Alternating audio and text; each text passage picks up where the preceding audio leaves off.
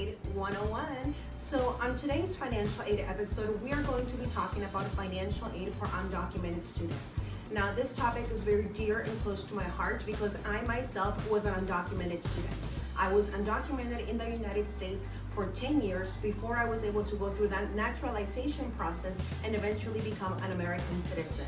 So not only will I be speaking to you from the perspective of a previous financial aid specialist who has processed thousands of FAFSA applications and financial aid packages, but also as a previous undocumented student who was eventually able to get financial aid to complete my education.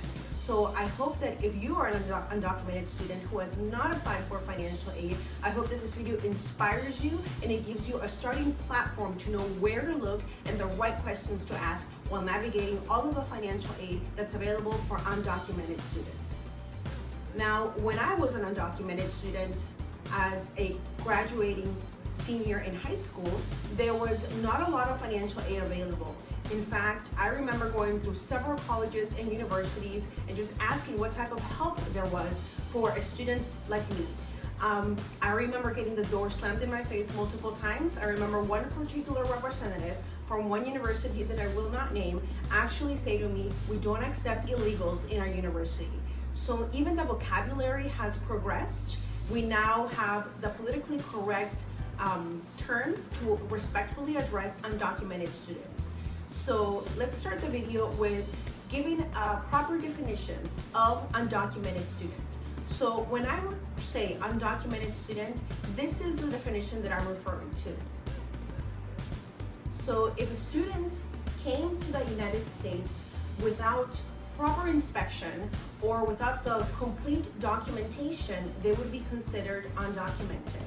Or if they did come in with a proper identification, such as a visa, and their visa expired and therefore they violated the terms of that visa by overstaying, that would make you undocumented. And thirdly, students that have DACA status, aka Deferred Action for Childhood Arrival status, would also be considered undocumented student. Now, I know that the future of DACA is uncertain right now, especially with the current court proceedings surrounding the legality of DACA. As of the making of this video, any type of financial aid that may require DACA status should still accept your current DACA status as of the making of this video. Now, undocumented students are not eligible for federal aid, such as the Pell Grant or federal student loans, or any type of grant or scholarship that requires that you are an American citizen, permanent resident, or that you have another U.S. immigration protected status. Let's talk about in-state tuition. Now, back when I was a graduating senior and I was an undocumented student, many colleges and universities wanted to charge me the out-of-state rate tuition, or they wanted to charge me tuition based on a foreign student status. Now, this is anywhere from 2 to 3 times the rate of in-state tuition. So you want to make sure that if the state that you live in offers in-state tuition for undocumented students, that you are requesting that. It's not always automatic.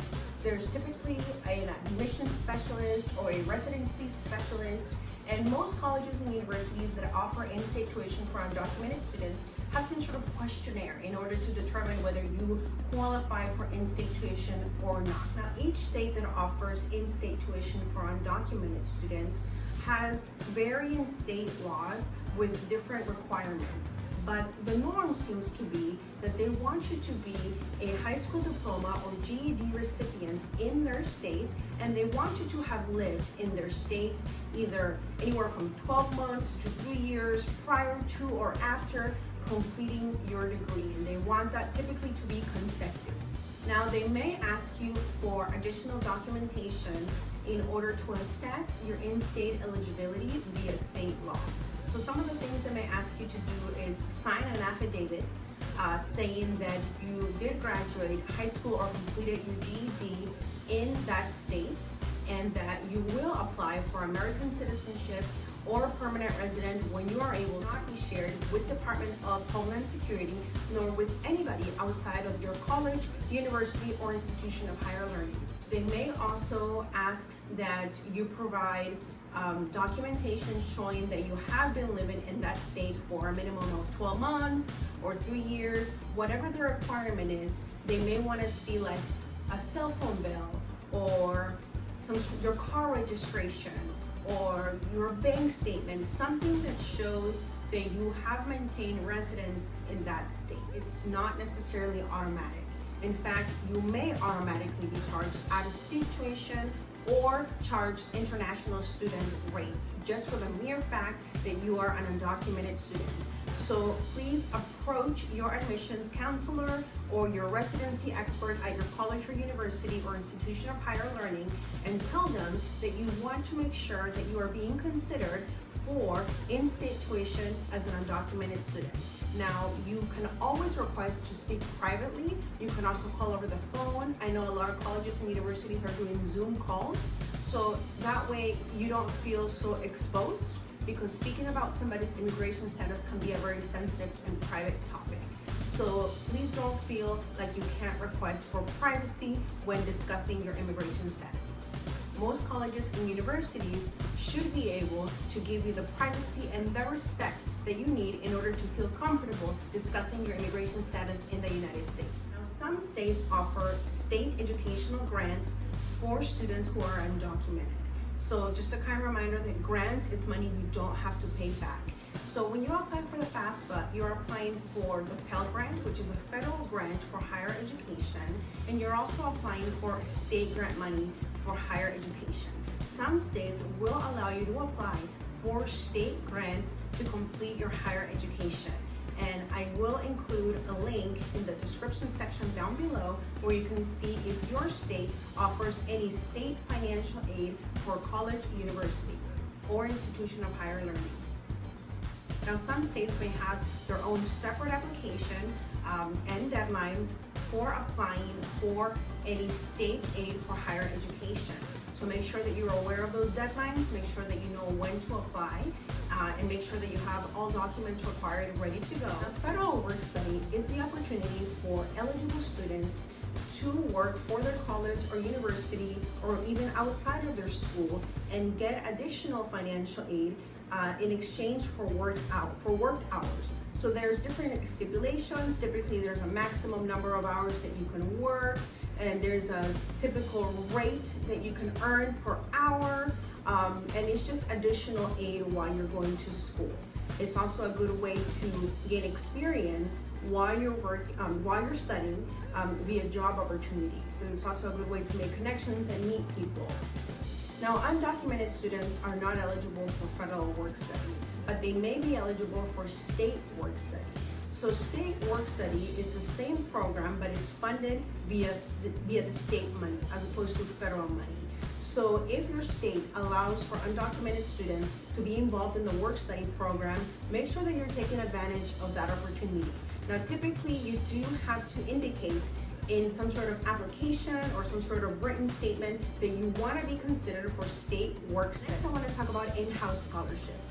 So in-house scholarships refers to scholarships that are offered via your college, university, or institution of higher learning that are exclusive to students of that school. So typically these scholarships are funded by generous donors or even state-funded programs. So because some state-funded programs and donors don't have stipulations that exclude students based on immigration status, there is definitely a lot of opportunity there to get additional financial aid for higher education. So if your college, university, or institution of higher learning offers in-house scholarships, make sure that you are accessing the school's website in order to read through those stipulations of those scholarships and see if you are eligible to apply for some of those.